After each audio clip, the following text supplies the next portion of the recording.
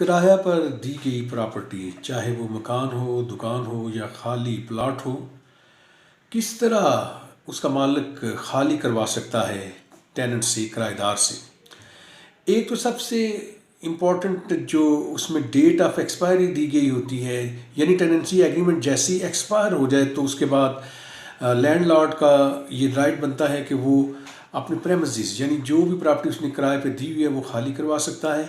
और जैसे ही वो एविक्शन पिटिशन रेंट ट्रिब्यूनल को फाइल करेगा तो 10 दिन का नोटिस दिया जाएगा रिस्पोंडेंट किराएदार को कि वो अप्लाई करे लीव टू कंटेस्ट के लिए। तो उसका तरीकाकार ये होगा कि वो रिटर्न रिप्लाई भी देगा और उसी में लीव टू कंटेस्ट भी अप्लाई करेगा। अगर तो उसे लीव ग्रांट हो जाती है रेंट ट्रिब्यूनल जज से तो वो बाकायदा कंटेस्ट कर सकता है। केस अगर नहीं ग्रांट होती तो वो कोर्ट फौरी तौर पे एविक्शन यानी खाली कर देने का आर्डर करेगी। तो इसमें मज़ीद ये है कि अगर रेंट ट्रिब्यूनल जो भी आर्डर करेगा तो उसके ख़िलाफ़ अपील का राइट है। 30 दिनों में डिस्ट्रिक्ट जज के पास अपील की जा सकती है और डिस्ट्रिक्ट जज जो भी फैसला करे उसके ख़िलाफ़ अपील का हक नहीं दिया गया। इट मीन्स कि रिट पिटिशन में जाया जा सकता है। रिट पिटिशन होती हाई कोर्ट में इसलिए है कि अगर कोई दूसरा राइट ना हो तो रिट पिटिशन फाइल की जा सकती है।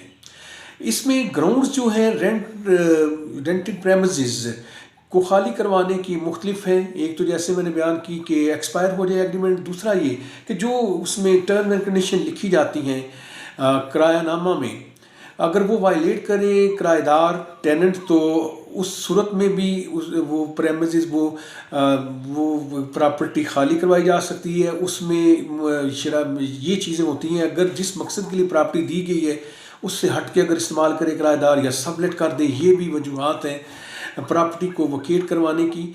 ये एक्ट आया था पंजाब रेंटेड प्रेमिसेस एक्ट सन 2009। इसमें जो मेन चीज़ इंट्रोड्यूस करवाई गई वो ये था कि एज़ पर एग्रीमेंट जितने पीरियड का एग्रीमेंट होगा वो जैसे ही एक्सपायर होगा तो लैंडलॉर्ड का राइट बन जाएगा रेंटेड प्रेमिसेस खाली करवाने का। जबकि इससे पहले जो लॉ था वो ये था कि लैंडलॉर्ड मालिक प्रॉपर्टी सिर्फ पर्सनल नीड ज़ाती ज़रूरत के लिए खाली करवा सकता था। उसमें बड़ा अरसा लगता था और उसे प्रूव करना भी बड़ा मुश्किल था।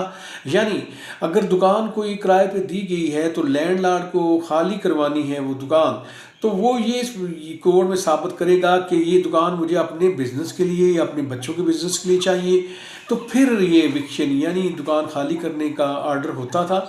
तो उसके बाद ये 2009 में जो एक्ट आया इससे बड़ी आसानियाँ हुई हैं। टेनेंट और लैंडलॉर्ड की जो रिलेशनशिप है ये स्पेसिफाई कर दी गई है और अब फौरी तौर पे इसका फैसला हो जाता है, एविक्शन हो जाती है। एज सुन कोई भी टर्म एंड कंडीशन को वायलेट करे टेनेंट और जो लीज जो टेनेंसी एग्रीमेंट है वो एक्सपायर हो जाए तो लैंडलॉर्ड का राइट बनता है कि वो अपनी प्रॉपर्टी खाली करवा ले।